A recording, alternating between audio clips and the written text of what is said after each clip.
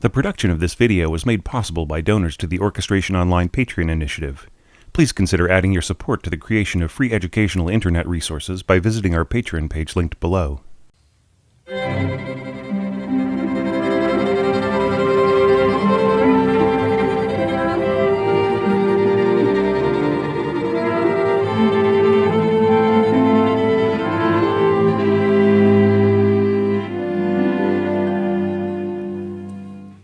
Hey there, this is your orchestration tutor Thomas Goss, with a little change of pace this weekend from our ongoing series of 2023 Orchestration Challenge posts.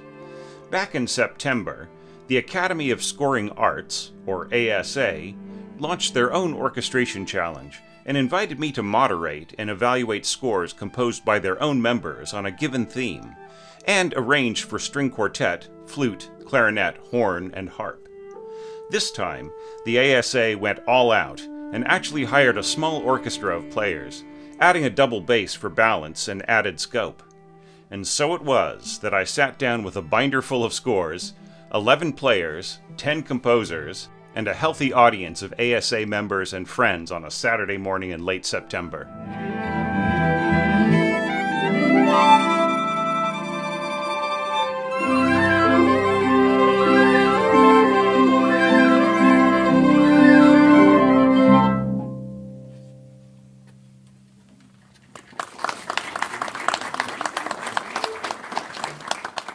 The whole 2.5-hour video is up on the ASA website and can be viewed by anyone with a free membership to the Academy. Alongside their orchestration challenge, you'll find dozens of other videos analyzing orchestral music, including concert repertoire and film scores, and talks with orchestrators, composers, and session players at the top of their field. Just to warm you up for future viewing, I'm presenting this highlights reel of some of my favorite moments from last month's event. With live performances and demos, feedback for the composers, and valuable insights from the musicians, who are among the top session players in Los Angeles. Let's start with a few observations about how our composers scored their harp parts, with some tips to really help the instrument live up to its textural and functional potential. Let's talk a little bit about your harp scoring, all right? You've got a lot of brackets here. You could just save all of that by just saying non-harp, right? And yeah, and then you don't have to have all these lines all over your score. Now, at bar 25, there are a bunch of repeated E flats. So, could anybody hear them on harp? Yeah. See, there are two problems here. One is that, especially with a horn going sforzando piano crescendo to fortissimo, it'll just bury the harp. So, you know. But the other problem is that you have quickly repeating pitches, and you missed an opportunity here, which actually Allison, the harpist, was right on top of, and she put it in for you, and that is alternating between different enharmonic pitches, which is not always possible, like if you have like the pitch of A natural, right? But with a flat, it's particularly easy. So in this case, E flat, D sharp, E flat, D sharp, and so on, so that you don't get what's called stomping. Is that what you call it, Allison? Yeah. Yeah. I didn't know it had a name, but. Okay. All right, now you do. This is as written. And then here's with the D sharp alternating. Yeah, so you can sort of hear the sort of zzz, zzz, zzz, zzz kind of noise on just a repeated single string. Yeah. I was wondering if you could play that octave glissando and the fourth bar. Right, now can you play that just from the bottom note without the octave? Yeah, see, so the thing about it is that like the harpist's fingers are going to be hitting strings that are already vibrating. So while it's really exciting for the first octave, it becomes a little less so as one goes up the harp. Like I mean, it's on a MIDI instrument, it sounds incredible because there's no stomping, right? But you know, in a situation like this, it's like you're cutting off and then restarting all the pitches all the way up. So I think you just get a cleaner, more like wonderful little breath of fresh air with the straight glissando. Yeah. So, Thomas, is that something that we would see in literature where there are two harps? yeah, exactly. So it's actually better to have, if you're going to do an octave glissando, you just give it to the two different players, and you get a cleaner sound. But I mean, even at that, it's probably unnecessary. It's like it might even just be better and more breathtaking to have both harpists do the same glissando, and then you just get this big, huge sound. Now, Allison, I was wondering if you could go to bar 9 and 10 and just play for us how you were interpreting those accented staccatos. Right, so did you want that cutoff, that real? Yeah, sure. Okay, right, yeah. Okay, so just making sure, because, so it'll get that kind of stopped sound. With the violins, pizzicato. Right. That does make sense. So that was going to be my next request, and that was if we could just go bar 8 to bar 12, please. Okay. And no winds or horn.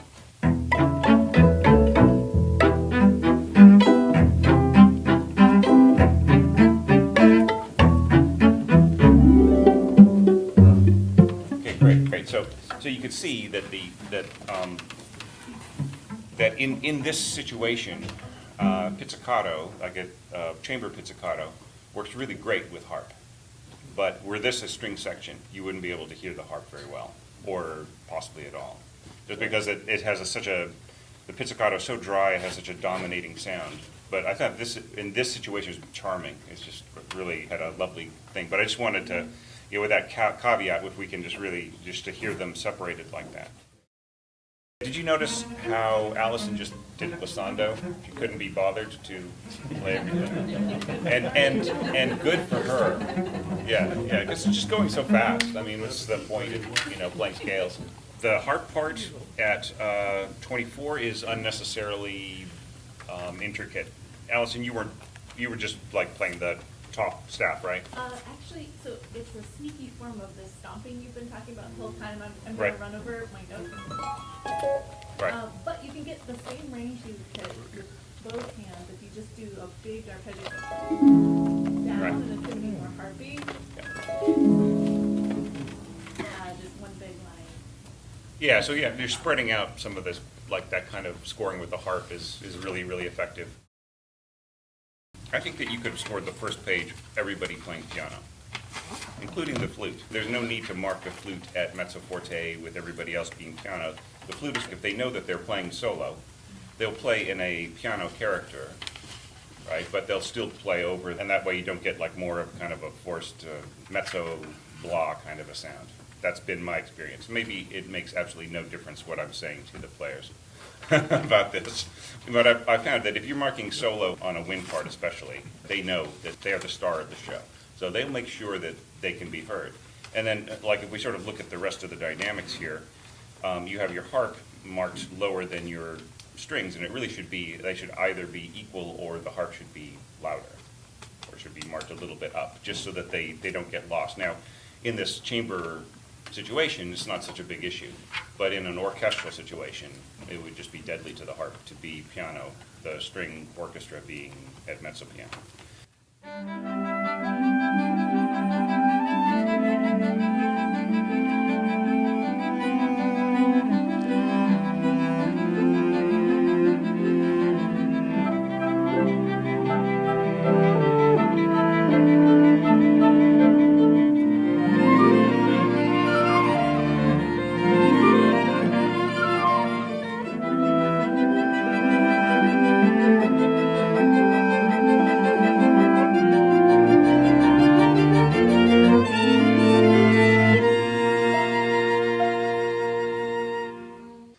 One concern that came up frequently in these pieces was how overpoweringly many of our composers had scored their horn parts. This may have been due to composing in concert-pitch treble clef, which can be misleading to a developing orchestrator's perception of the horn's tessitura and qualities of register. I wrote a tip about this and posted it to the orchestrationonline.com website, called Horn Middle Register, in which I discuss the most sensitive, usable range of the horn in delicate textures, sounding C3 to C4, essentially the octave below and up to middle C. That issue, along with several others about overall balance and timbral relationships, played a key role in my feedback. One of the risks with scoring in C with horn is you end up scoring a lot higher than you think you are, right? So if you were to score in the transposed pitches, then you have more of an idea of what the hornist sees, and also you have a real sense that you are rising up towards the upper limit of the horn much more aggressively in places. There are some places where the horn scoring was very bright and it was beautiful. If the strings had been a full orchestra, it would have been fantastic. But in this case, with a sort of a chamber ensemble, the horn was constantly dominating, and especially like in places like bar 11 and 12, the overtones from the horn were just cutting out everything above it.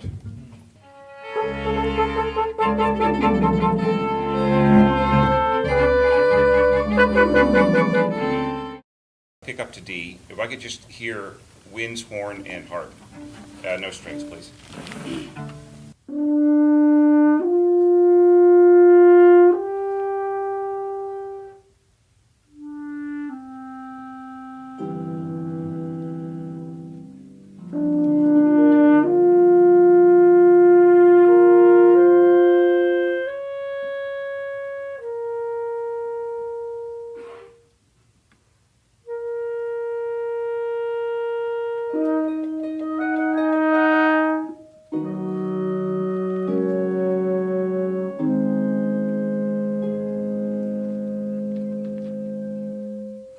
So very revealing, isn't it?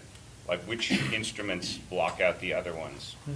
The most beautiful note for me in this entire thing is that bass clef E, 3 bars after D, or 4th bar after D. It's just so beautifully eloquent. So, like the richest part for me of the horn is would be from, we're talking concert pitch, F below middle C, and then just up an octave, maybe octave and a half. But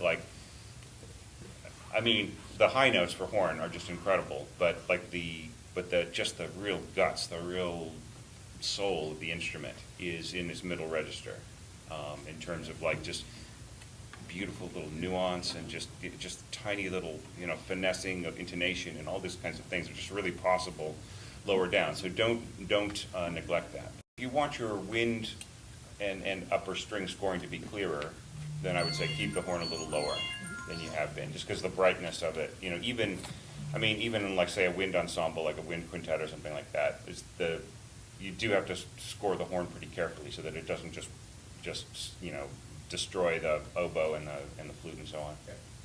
But there are ways for the clarinet and the horn to team up. They can, and also horn and oboe can make a beautiful team, just if they're scored in ways that balance with their registers. Did you notice the very, very big sound of the horn there at the end? Do you want the horn part to be that big? Or did you envision something that was more subtle, more graceful? From bar 14 to the end. Could we do that with the horn at pianissimo?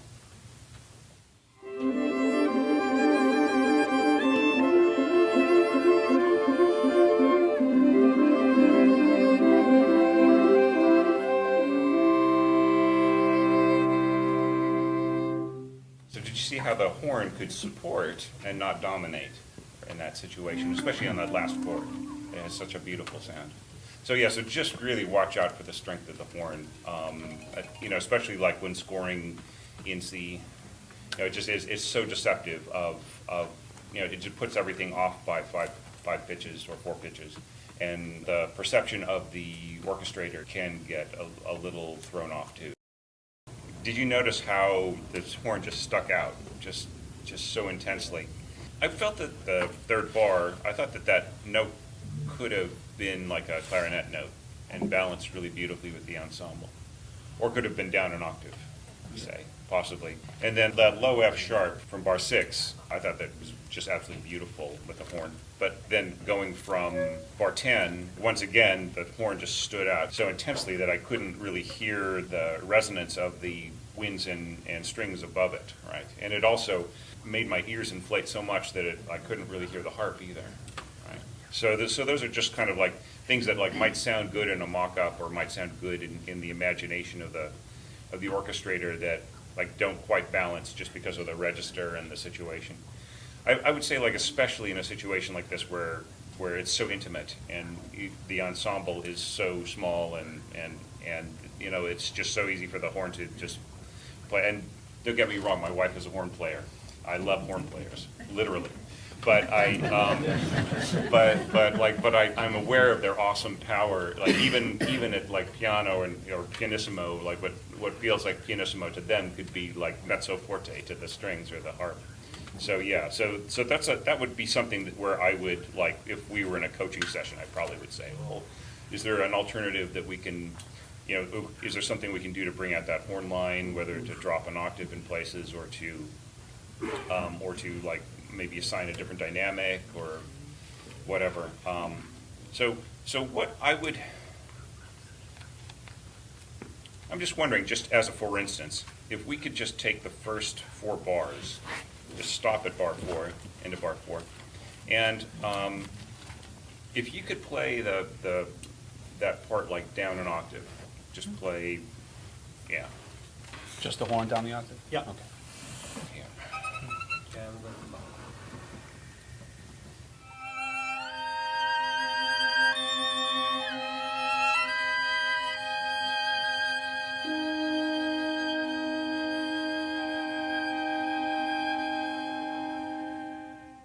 So did you see that wonderful, the character of the horn, actually it sounds an octave higher than it really is. And that's also true of trumpet. As you might have seen in 100 more orchestration tips, the actual root tone of a brass instrument is actually pretty weak. It's the second partial where the weight is. And then the body of tone, which is my reference to the third and fourth partial. So that sort of octave and a fifth. That's where the weight of the tone is. So you can make a trumpet or horn solo sound very, very high, but just score it down lower, and just the way that you assign the nuances and the dynamics and everything else can make it just really spring out. So that's the situation where you saw how beautifully the horn blended with the flute right in there. You knew probably that the immediate thing I would jump on is the problem of balance of the horn and the clarinet at the beginning. If you want these players to blend in a situation like this, especially where the horn is climbing up towards its higher register in a lot of these places, you have to mark it down. And I hate to do that because I'm one of these guys who tries to avoid different markings of dynamics all over the place. Because you have to think that, like, a lot of times the players don't know what's on the other person's part. So if they might have something marked mezzo forte, and the player next to them might have a fortissimo marked, and so like they're thinking, wow, that's a loud mezzo forte, maybe I should play that loud. Or maybe the person playing the fortissimo will think, that's a really soft fortissimo, maybe I should, you know, so there's, usually these things like get worked out in rehearsal, but it's just, you know, it's all the more reason to try to avoid over mixing your score with the dynamic markings. But in this case, I would say that, like, if you want those guys to play unison, you want them to merge, you could mark the horn like mezzo piano or something and just say, you know, blend with clarinet. If the horn part were at, say, piano or mezzo piano, then we could really hear the upper phrasing of the harp, those arpeggios. We could hear the top part, which lead up to the top note of what's going on in the winds and so on. So that we're kind of losing that connection with the horn being just so powerful. Now, if this were an orchestral situation, everything would be different, right? But in that case, the harp would be too low, I think. But I wouldn't want to mess with the way the harp is because it's really nicely placed for what it is. So just for an experiment, if we could go from bar 1 to 5, okay, just play piano.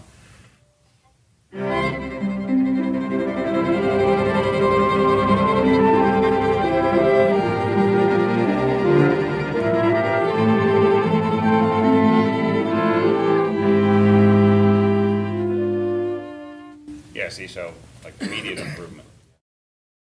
I don't want you to think I'm dissing the horn part. I think actually it's really powerful, and it has just this wonderful character to it, like especially from the 2/4 bar 20. I think that was some really great scoring. However, I think the ensemble could just be way louder around it. So if we could take it from bar 20, and everybody else in the orchestra play fortissimo, all right? So crescendo to fortissimo at the 4/4, everybody else.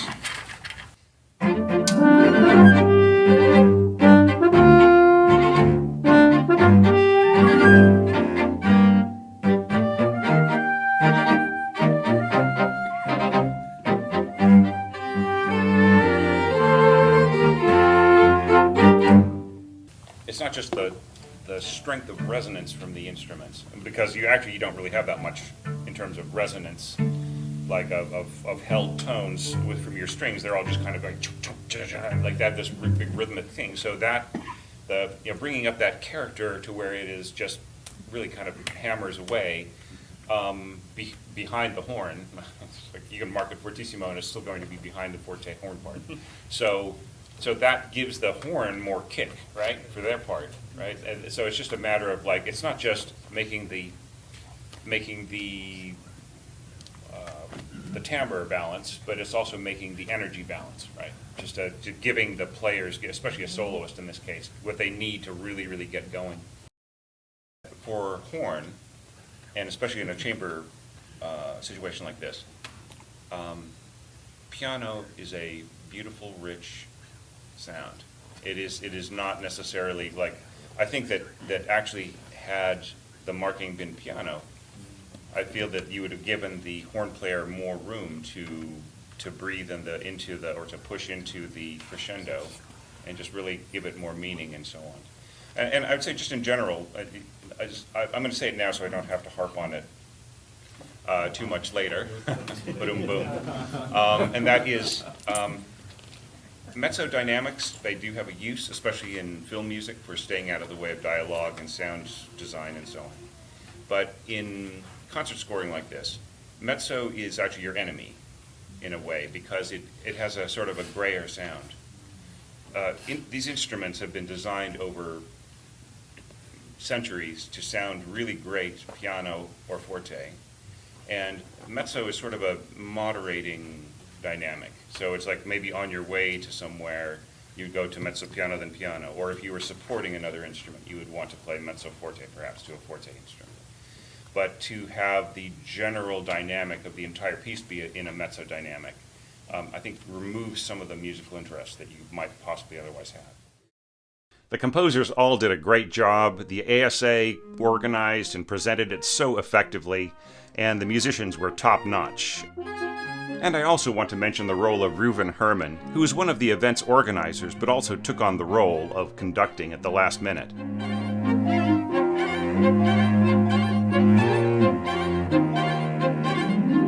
He did a fantastic job. In fact, there were so many great moments that I couldn't fit into this preview, but I've taken some of the choicest bits and released them as additional shorts videos, which you can link to in the playlist below. That footage is edited down to focus intensely on specific useful tips and feedback that came up during the session, and isn't included in this video. But honestly speaking, if you just want to watch the entire video, you can skip all that and sign up to a free chamber membership on the ASA website. And maybe I'll see you next year at one of their events.